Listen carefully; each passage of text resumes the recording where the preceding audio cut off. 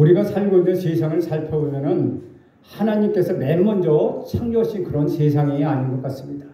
하나님께서는 이런 세상을 만들려고 만물을 창조하지 않으셨습니다. 지금 세계 도처에서 일어나고 있는 일들을 살펴보십시오. 죄와 어둠과 죽음과 소문들이 가득 차 있지 않습니까? 세상은 전쟁과 테러와 살인과 마약과 폭력과 범죄와 기아와 질병과 가난 등으로 얼룩져 있습니다. 누군가 말한 것처럼 정보를 가진 사람이 20%요, 정보를 갖지 못한 사람이 80%인 것이 지금 이 세상의 현실입니다. 먹고 사는 문제가 없는 사람이 20%이고 먹고 사는데 문제가 있는 사람이 80%나 된다는 것이죠. 인류는 미래에 대해 점점 희망을 잃어가고 있습니다. 아마 지구의 미래가 밝고 희망차다고 생각하는 사람 별로 없을 것입니다. 언젠가는 전쟁이 일어날지 어디서 타락가 발생할지 항상 불안한 마음이라는 것이죠. 그래서 요즘 영화들을 보면 우리 미래를 암울하게 그리고 지구의 멸망 후 이런 주제로 만든 영화들이 대다수를 차지하고 있다는 것이죠. 그러나 2000년 전에 이러한 절망 가운데 있던 우리 인간들에게 희망을 주신 분이 계셨습니다. 그분은 바로 우리 구주 예수 그리스도입니다. 먼저 12절을 함께 읽겠습니다. 시작. 예수께서 또 말씀하여 이르시되 나는 세상의 빛이니 나를 따르는 자는 어둠에 다니지 아니하고 생명의 빛을 얻으리라. 죽음과 절망과 어둠은 우리 시대의 전유물만 아니라는 것이죠. 2000년 전 예수님 당시에도 거대한 로마의 정치 군사 세력 지배하에 있었던 이스라엘 백성들에게도 죽음과 절망과 어둠뿐이었다는 것입니다. 시대만 다를 뿐이지 별반 차이가 없다는 것이죠. 고대인이나 현대인이나 다 똑같은 모양입니다. 세상과 환경만 다를 뿐이지 모든 것이 똑같다는 것이죠. 이런 세상에 대하여 우리 예수님께서는 나는 세상의 빛이다 라고 말씀하시며 우리에게 희망의 메시지를 들려주십니다. 요한복음 7장 37, 38절에 보면 이렇게 말씀하시죠. 누구든지 목마르거든 내게로 와서 마시라. 나를 믿는 자는 성경의 이름과 같이 그 배에서 생수의 강이 흘러나오리라. 죽음과 절망과 어둠 가운데서 미래의 희망관자 잃어버린 사람들에게 예수님은 말씀하셨습니다. 나는 세상의 빛이다. 나를 따르는 자는 어둠에 다니지 아니하고 생명의 빛을 얻게 될 것이다. 지금 우크라이나와 러시아의 전쟁과 북한의 핵 문제가 아주 복잡하고 미묘하게 돌아가는 현실에서 우리는 이 말씀에 참으로 많은 위로를 얻게 됩니다. 지금 우리 주님께서 이 땅에 오신다면 똑같은 말씀을 하실 것입니다. 나는 세상의 빛이다. 나는 너희 가정의 빛이다. 나는 너의 내면 세계의 빛이다. 그러니 나를 따르는 자는 어둠에 다니지 아니하고 생명의 빛을 얻게 될 것이다. 라고 말씀하신다는 것입니다. 12절 말씀에서 우리는 세 가지의 뜻을 찾아볼 수가 있습니다. 첫째, 세상은 어둠으로 가득하다는 전제로 시작하고 있다는 것이죠. 아담과 이브의 타락 이후에 세상은 사탄의 지배를 받고 살게 되어 있습니다. 죄가 번영하여서 인류는 이미 바벨탑과 노아의 홍수의 심판을 받았습니다. 머지않아 인류는 지구의 종말을 맞이하고 불의 심판을 경험하게 될 것입니다. 노아 시대에는 심판을 있을 수 없다. 그것은 말도 안 되는 소리다. 라며 많은 사람들이 믿지 않았던 것처럼 죄를 짓고 있는 현대인들도 아무리 미래에 심판이 있다. 그것을 믿으라고 말하지만은 아니야. 아무래도 미래에는 심판이 없을 것이야 라고 생각합니다. 즉 미래에 심판이 있을 것이라고 생각하는 사람 그리 많지 않다는 것입니다. 사람이면 누구나 개인의 종말이 있습니다. 마찬가지로 우주도 종말이 있다는 것입니다. 그러나 사람들에게 애써 천국을 부인하고 지옥을 부인하려 합니다. 종말과 심판을 말하면 참으로 부담스러워하며 그 이야기를 피하려 합니다. 그러나 천국과 지옥은 분명히 있다는 것입니다. 물론 세상에 종말도 있습니다. 죄에는 몇 가지 특징이 있습니다. 죄는 죄를 모른다는 사실입니다. 검은 것 위에 검은색을 칠하면은 표시가 나지지 않는 것처럼 어둠은 어둠을 모른다는 것이죠. 죄가 얼마나 심각한 문제인지는 죄인들은 모른다는 것입니다. 죄인들은 일반적으로 죄를 짓는 것 당연하게 생각합니다. 그들은 죄를 지어야 편하고 어둠에 있어야 안심합니다. 세상은 어둠입니다. 진실도 정의도 순결도 의로운 점도 세상에는 없습니다. 둘째 12절에서 찾아볼 수 있는 두 번째 사실은 예수님께서 빛이라는 사실입니다. 예수님은 빛을 가져오는 분이 아니요 빛을 설명하는 분이 아니라 예수님 자신이 빛이라는 것입니다. 이러한 예수님의 말씀은 요한복음 1장과 요한복음 3장에서 반복하여 나타납니다. 요한복음에서 많이 사용하는 단어가 바로 빛입니다. 요한복음 1장 4절에 보면 그 안에 생명이 있으니 그 생명은 사람들의 빛이라. 또한 요한복음 3장 19절에 보면 그 정죄는 이것이니 곧 세상에 빛이 세상에 왔을 때 사람들이 자기 행위가 악함으로 빛보다 어둠을 더 사랑한 것이니라. 예수님이 자신의 정체성에 대하여서 그것을 설명할 때 상징적인 언어들을 많이 사용하십니다. 대표적인 것이 요한복음에 나오는 나는 생명의 떡이다. 나는 세상의 빛이다. 나는 양의 문이다. 나는 선한 목자다. 나는 부활과 생명이다. 나는 길이요 진리요 생명이다. 나는 참 포도나무다. 라는 여러 가지 설명을 하십니다. 우리 예수님께서 스스로 내가 진리다. 내가 빛이다. 라고 설명하셨을 때 사람들은 참으로 당황했습니다. 우리 예수님께서 이렇게 주장하시는 그 대답은 성경을 찾아보면 아주 간단합니다. 바로 우리 예수님이 하나님이시기 때문입니다. 셋째로 11절에 파서 찾아볼 수 있는 것은 세상은 실망과 절망이 있는 곳이 아니라 세상에는 희망이 있는 곳이라는 것입니다. 모든 인간은 죄인이지만 하나님 말씀에 의하면 희망이 있습니다. 사람이 세상에 어떻게 살아가야 할지도 구원을 받은 사람이 받은 사람이 천국에 가는 것 그런 축복이 있다는 것입니다. 모든 세상은 죄인들이지만 하나님의 말씀에 의하면 희망이 있다는 것이죠. 빛은 감추어지거나 숨겨지지 않는 특성이 있습니다. 모든 일과 부인하고 거부한다고 해도 그 빛을 막을 방법은 아무것도 없습니다. 아무리 하나님의 존재를 부인한다 하더라도 우리 하나님은 없어지지 않습니다. 다만 부인하는 그 사람의 마음속에 하나님이 없을 뿐이라는 것이죠. 만약 아버지나 어머니가 너무 싫어서 그들의 존재를 부모님의 존재를 부인한다면 그 자식이 고아가 될 뿐이지 그 부모님은 사라지지 않는다는 것입니다. 우리 하나님이 인간들이 믿든 안 믿든 우리 하나님은 영원토록 계십니다. 믿지 않으면 하나님을 느끼지 못하고 하나님의 축복을 누리지 못할 뿐입니다. 인간들이 빛을 환영하지 못하는 이유는 아주 간단합니다. 인간은 거짓이고 어둠이기 때문입니다. 죄를 지은 사람은 의로운 사람을 싫어합니다. 악한 사람은 착한 사람을 싫어하고 불의한 사람은 자기 주변에 의로운 사람이 있는 것 아주 불편하게 생각합니다. 빛을 막을 수가 없다는 것입니다. 그것은 빛 자체의 위력이라는 것이죠. 빛의 또 다른 특징 하나는 어둠이 깊어질수록 그 위력이 강해진다는 것입니다. 우리말에 새벽이 깊다는 것은 아침이 가깝다는 것을 의미합니다. 바늘구멍만한 빛이 있어도 그 구멍이 있어도 빛은 그스로 들어오게 되어 있습니다. 빛은 눈을 뜰 때만 있는 것이 아니라 눈을 감을 때도 존재한다는 것이죠. 눈에 보이지 않는 빛이 있고 마음의 빛도 있다는 것입니다. 가만히 눈을 감아도 빛이신 그분이 내 안에 들어오면 내 안에 어두웠던 내면의 세계가 밝아지기 시작합니다. 어떤 빛도 내면의 깊은 곳을 비추지 못하지만은 우리 구주 예수 그리스도께서는 우리 내면 깊은 곳같이 비추어 주신다는 것이죠. 우리 구주 예수께서는 내가 어두운 세상의 빛이다. 나를 따르는 자는 두 가지 축복을 받게 된다. 그 하나는 내가 어둠에 다니지 않을 것이다. 또 하나는 내가 죄로부터 자유하게 할 것이다. 너는 저주스러운 현실에 있지만 그 저주가 너와는 상관없게 될 것이다. 나를 따르는 자, 나를 믿는 자, 예수님의 빛을 내면의 세계로 가져오는 자에게는 어둠이 사라지게 될 것이라고 우리 주님은 말씀하고 계시다는 것입니다. 세상을 정의하면 어둠뿐이라는 것입니다. 그래서 어떤 학자는 빛의 자녀와 어둠의 자녀라는 말로 세상을 구분하여 사용하였습니다. 세상에는 빛의 자녀가 있고 세상에는 어둠의 자녀들도 있습니다. 어둠의 자녀들은 세상 곳곳에서 돈과 권력과 탐욕을 가지고 있습니다. 예수님은 빛으로 오셨기 때문에 세상의 어둠이 모두 없어졌다는 뜻은 아닙니다. 예수님께서 오셨어도 세상의 어둠은 그대로 있다는 것입니다.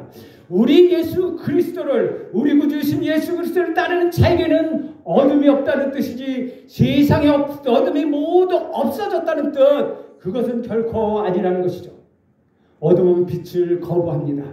예수님이 오실 때 사람들은 환영하지 않았습니다. 그뿐 아니라 우리 구주 예수 그리스도를 십자가에 못 박혀 죽게 하였습니다.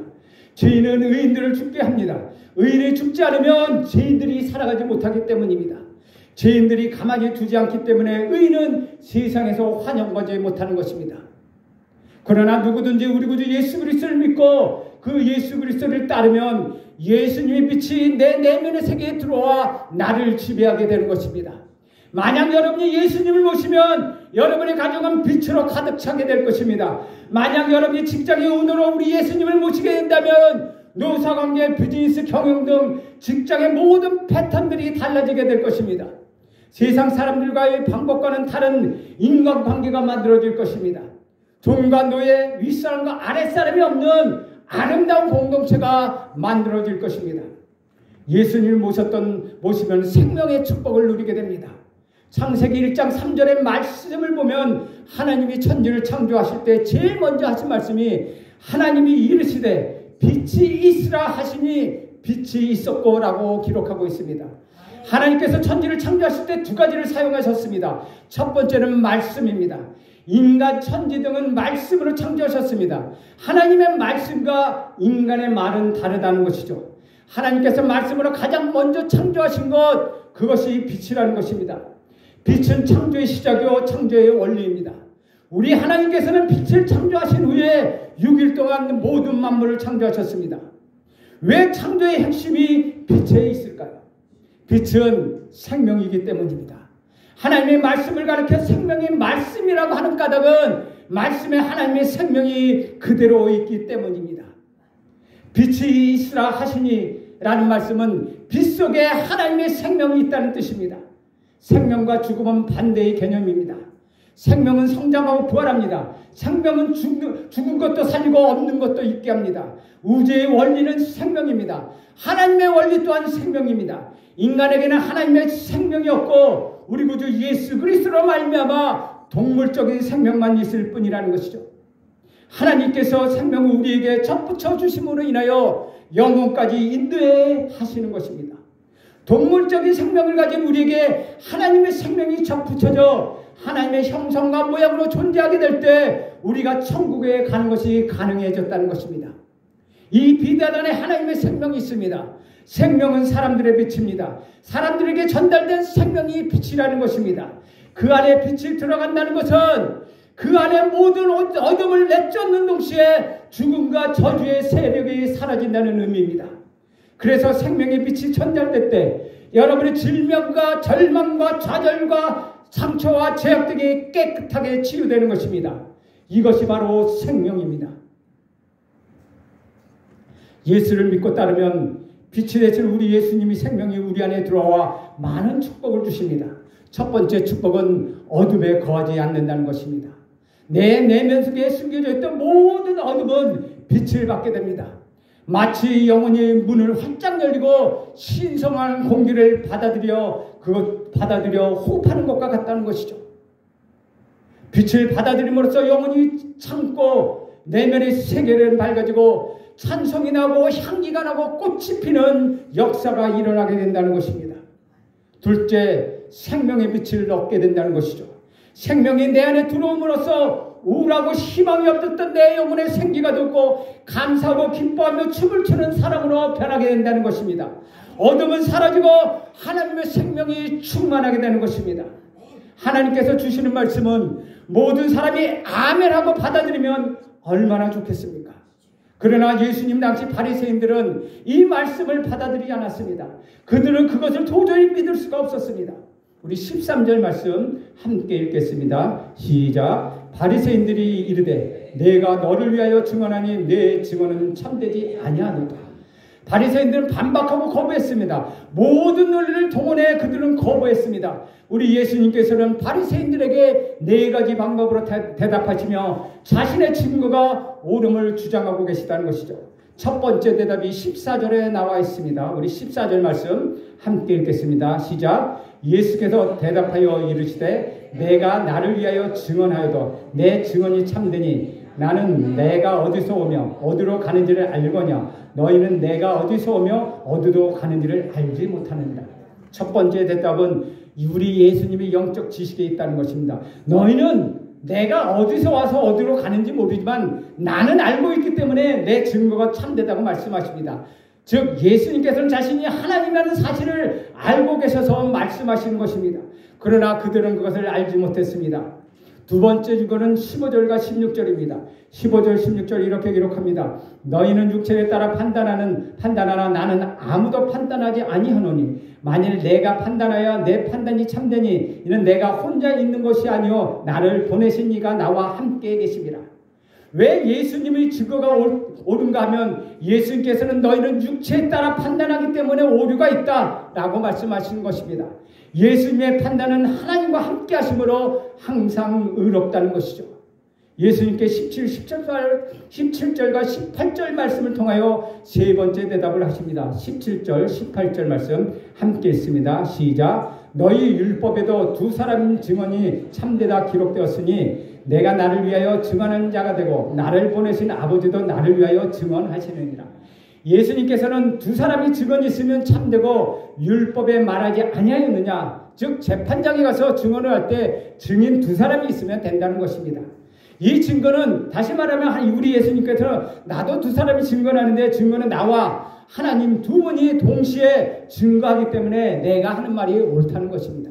즉 내가 증언하는 것과 하나님 또한 나를 증언하시니 내가 증언하는 건 두 명의 증인이 있으니까 맞다는 것이죠. 네 번째 말씀은 19절의 말씀에 있습니다. 함께 읽겠습니다. 시작. 이에 그들이 묻되 내 아버지가 어디 있느냐. 예수께서 대답하시되 너희는 나를 알지 못하고 내 아버지를 알지 못하는도다. 나를 알았더라면 내 아버지를 알았으리라. 예수님의 말씀을 듣는 바리새인들과 사람들은 당신의 아버지가 도대체 어디 계시오? 라고 비아냥거렸습니다. 이 질문은 두 가지 중의적인 의미가 있습니다. 즉 당신은 하나님이 눈에 보이지 않는다고 하나님 봐라 당신의 주장을 정당화하지 마십시오 라는 의미와 내가 당신의 아버지 즉 목수신 요셉을 알고 그는 이미 죽었지 않느냐 그러니 너희 아버지가 도대체 어디 있느냐라는 두 가지 의미를 갖고 있습니다. 이 질문의 의미가 무엇인지 간에 바리새인들과 사람들은 영적으로 세상의 빛 속에 있지 아니하였고 어둠 속에서 헤매고 있었다는 것이죠.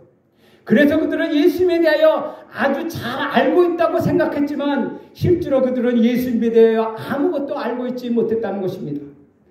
이 바리새인들은 말도 안 되는 소리로 대꾸합니다. 누가 하나님을 봤느냐? 우리도 가끔 이런 생각을 하지 않습니까? 바리새인들의 마음가짐은 보통 사람의 마음 상태라는 것입니다.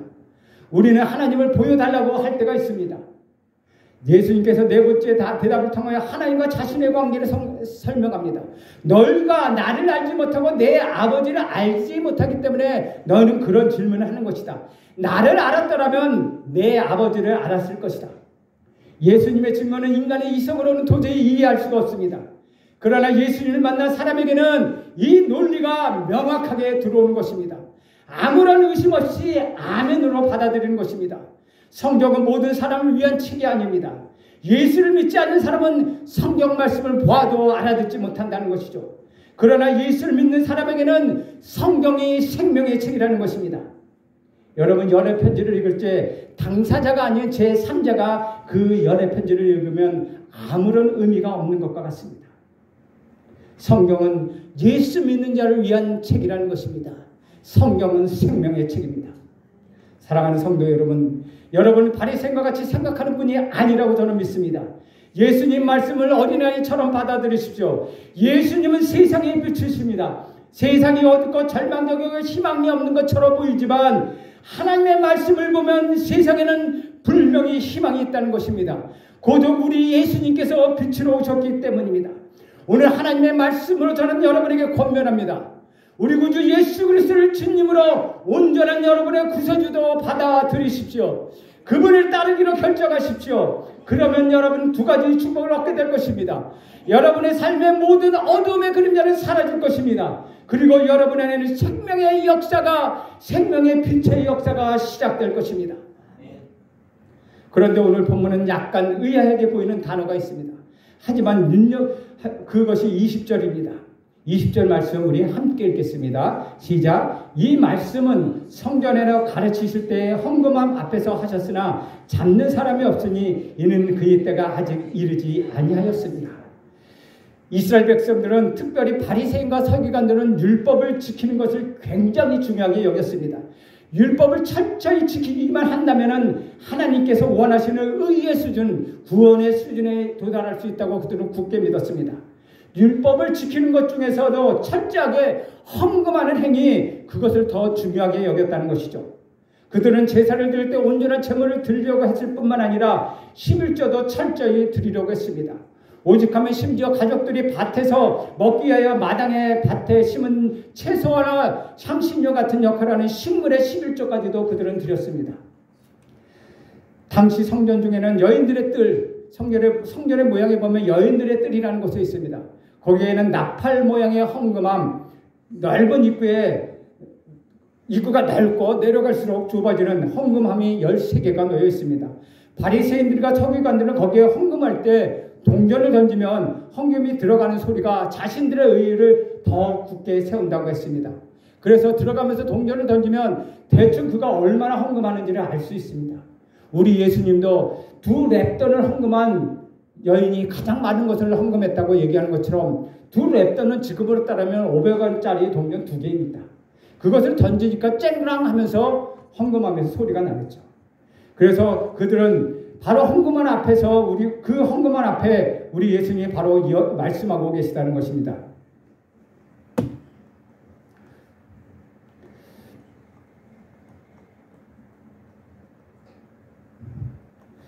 천지 만물을 창조하신 예수님께서 피조물인 인간이 바치는 헌금을 받으시는 이유가 무엇이겠습니까? 우리 하나님이, 우리 예수님이 제물이 필요하기 때문이겠습니까? 사람이 하나님께 드리는 헌금의 근본적인 이유는 자기 자신이 가지고 있는 것과 자신이 벌어들이는 모든 것이 하나님께서 주신 것임을 고백하는 믿음의 행위라는 것입니다. 그래서 하나님께 드리는 헌금보다 더 중요한 것은 그것을 드리는 사람이요, 헌금의 종류와 액수보다 더 중요한 것은 그것을 드리는 사람의 삶이라는 것입니다. 바리새인과 서기관들은 진리와 생명에 동떨어지는 삶을 살면서도 단지 헌금을 드리는 것만으로도 스스로 의인이라고 자신들을 과대에 포장하고 있었다는 것이죠. 그래서 우리 예수님은 그들을 향하여 화 있을진저 라고 말씀하면서 탄식하시곤 하셨습니다. 구약의 미가 선지자는 사람이 드려야 할 근본적이고 올바른 헌금이 무엇인지 미가서 6장 6절 8절에서 이렇게 말씀하고 있습니다. 내가 무엇을 가지고 여호와 앞에 나가며 높으신 하나님께 경배할까? 내가 번제물로 1년 된 송아지를 가지고 그 앞에 나아갈까? 여호와께서 천천의 수양이나 만만의 강물 같은 기름을 기뻐하실까? 내 허물을 위하여 내 맏아들, 내 영혼의 죄로 말미암아 내 몸의 열매를 드릴까? 사람아, 주께서 선한 것이 무엇임을 내게 보이셨나니 여호와께서 내게 구하는 것은 오직 정의를 행하며 인자를 사랑하며 겸손하게 내 하나님과 함께하는 것이 아니냐. 미가 선지자는 가장 중요한 것은 우리가 무엇인가를 선하는 것을 보이는 것이 아니라 하나님께서 구하신 것은 오직 정의를 행하고 우리 예수님, 우리 하나님을 사랑하고 겸손하며 하나님과 함께 행하는 것이라고 말하고 있습니다. 미가 선지자는 하나님께 드리는 진정한 헌물이 무엇인지를 바르게 알고 있었습니다. 그래서 하나님을 목적으로 삼아 살아가며 하나님의 말씀에 순종하는 삶보다 더 바른, 더 올바른 헌금은 없다는 것입니다. 오늘 하루도 여러분의 삶을 헌금을 드리는 삶을 살아낸다면 우리 자신이 아무리 작고 보잘것없이 여겨질다 하더라도, 또 여러분이 연약한 아이처럼 여겨진다 하더라도 여러분은 우리 주님의 역사하심에 그 역사의 통로가 될 것입니다. 왜냐하면 세상에 미치신 우리 구주 예수께서는 여러분의 인생을 밝혀주시기 때문입니다. 우리 예수님은 세상 것으로 자신의 빛되심을 증명하지 않았습니다. 예수님은 오직 자신과 보내신 하나님만으로 자신을 증명하셨습니다. 여러분은 어떻습니까? 세상은 여러분에게 증명하라고 요구합니다. 세상은 세상 것으로 여러분을 증명해 보라고 얘기합니다. 그래서 세상 것으로 증명하면 세상은 좋아합니다. 돈과 명예와 지식과 자식과 건강으로 받은 건강을 복으로 받은 자 등을 증명하고 싶어합니다. 그러나 문제는 하나님을 마술 램프처럼 생각한다는 것입니다. 생명의 근원이 아니라 성공의 도구로 성공하고 있다는 것입니다. 여러분이 그리스도인이라는 걸 증명하는 것은 오직 하늘의 것으로만 증명해야 한다는 것입니다. 광야에서 하나님의 돌보심으로 살아가는 자들처럼 여러분도 하나님의 은혜로만 이 땅에 살아가야 하는 것입니다. 바울처럼 내가 부유하고 공핍하는 것 상관없이 하나님을 사랑한다고 고백해야 한다는 것입니다. 주 안에서 살아가는 여러분, 세상은 우리를 유혹합니다. 세상의 것으로 너를 증명해 보라고 끊임없이 요구합니다. 그러나 우리 하나님께서는 이미 여러분을 증명하고 계십니다. 이제 여러분에는 모든 어둠이 사라졌습니다. 여러분에는 절망은 떠나갔습니다. 여러분의 죽음의 저주는 떠나갔습니다. 여러분의 병마다 떠나갔습니다. 모든 좌절과 상처는 치유되었습니다. 이제 여러분에게 더 이상 저주는 없습니다. 여러분의 삶은 온전히 회복되었습니다. 세상의 빛으로 오신 우리 구주 예수 그리스도를 바라보십시오. 빛으로 오신 우리 구주 예수 그리스도를 의지하십시오. 하나님의 은혜, 하나님의 빛이 여러분을 통하여 드러나게 될 것입니다. 그리하면 하루를 살아도 세상의 빛 대신 우리 구주 예수 그리스도를 쫓아서 담대하게 당당하게 승리하며 살아가게 될 것입니다. 나는 여러분이 우리 구주 예수 그리스도의 생명이 되신 그 빛이 여러분의 삶의 깊숙에 집투하길 간절히 원합니다. 그리하여 오직 예수 그리스도의 은혜로만 만족하며 감동하며 감격하게 그러한 삶을 살기를 간절히 축원합니다. 기도하겠습니다. 하나님 아버지, 예수님을 세상에 비추어 예수님 내 삶에 비추어 우리 가정에 비친 것을 믿습니다. 예수님 안에 생명이 있기 때문에 죽을 몸도 살리고 병도 고치시고 절망도 고치시는 예수님인 것을 믿습니다. 오늘 성도들에게 어둠에 다지지 않는 축복을 주옵소서. 죽음과 절망에 떠나 헤어나는 생명의 축복을 허락하옵소서. 예수님의 이름으로 기도하옵나이다.